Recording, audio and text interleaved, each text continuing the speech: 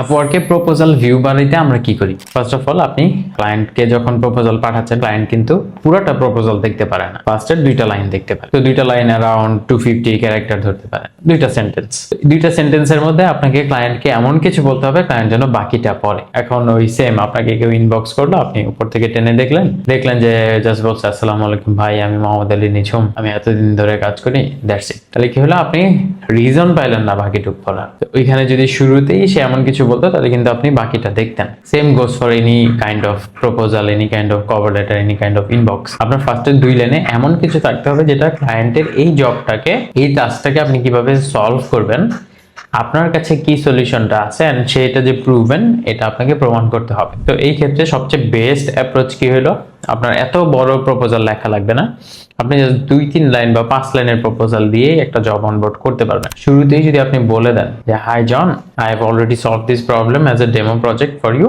Here is a long video of the overview of the system or the solution that I have built. And then আপনি ওই ভিডিওর ভিতরে একটা demo already solve করে তাকে দেখায় দেন যে আমি এটা অলরেডি সলভ করছি, if you are interested then I can implement it on your business within 2 hours and then you will be ready to go. কি হচ্ছে, ক্লায়েন্ট কিন্তু একটা ফাস্ট সলিউশন পেয়ে গেল এন্ড সলিউশনটা যে অ্যাকচুয়ালি হইছে, অ্যাকচুয়ালি যে আপনি পারেন সেটা আপনি দেখাই দিলেন।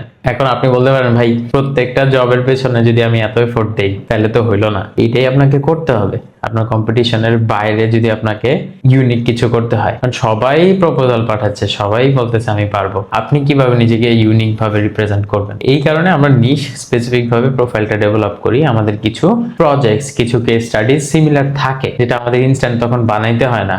আমরা জাস্ট ওটাকে রিপারপাস করে অথবা সেম জিনিসটাই ক্লায়েন্টকে শো করি যে আচ্ছা দেখো, আমি অলরেডি একটা similar setup, similar system build করছিলাম এন্ড এটা তোমার রিকোয়ারমেন্টের সাথে অলমোস্ট ম্যাচ করে, বাকিটুকু আমি ম্যাচ করে তোমাকে 2-3 ঘন্টা বা 6 ঘন্টার মধ্যে এটা ডেলিভারি দিতে পারবো। এইভাবে যদি আপনি অ্যাপ্রোচ করেন দেন জব কনভার্ট না হয়ে আসলে যাবে কই? এখন আপনি বলতে পারেন ভাই এত কিউরেটেড করে, এত কাস্টমাইজড করে যদি অ্যাপ্লাই করি তাহলে তো ক্লায়েন্ট অন্য কারোর সাথে চলে যাবে। এইখানেই আসে যে আপনি প্রপার জব ভ্যালিডেশন করতেছেন নাকি আগে। আপনার যদি কয়েক মিনিটের মধ্যে, কয়েক ঘন্টার মধ্যে 50+ প্রপোজাল জমা হয়ে যায় একটা জবে, তাহলে আপনি ভাই ইজি টাস্ক করতেছেন। আপনাকে এমন কোন সলিউশন দিতে হবে এমন একটা ক্লায়েন্ট নিশের জন্য, এমন একটা ক্লায়েন্ট প্রোফাইলের জন্য, আইসিপির জন্য, যেখানে আপনি কম্পিটিশন এমনি কম।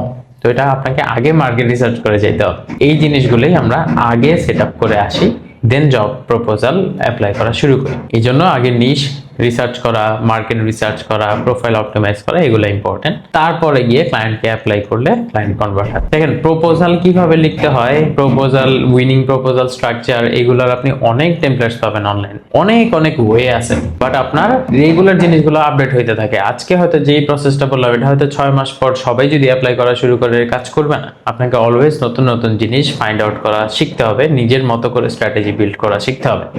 এটা কোনো রকেট সায়েন্স না। আপনি অনেক ভিডিও পাবেন কিভাবে উইনিং প্রপোজাল লিখতে হয়। গেমটাই ওইখানে যে আপনার নিশ রিসার্চ হচ্ছে নাকি প্রপারলি, আপনি নিজেকে ভালোভাবে পজিশন করতে পারতেছেন নাকি, এন্ড আপনার কম্পিটিশন থেকে আপনি আগে আছেন নাকি।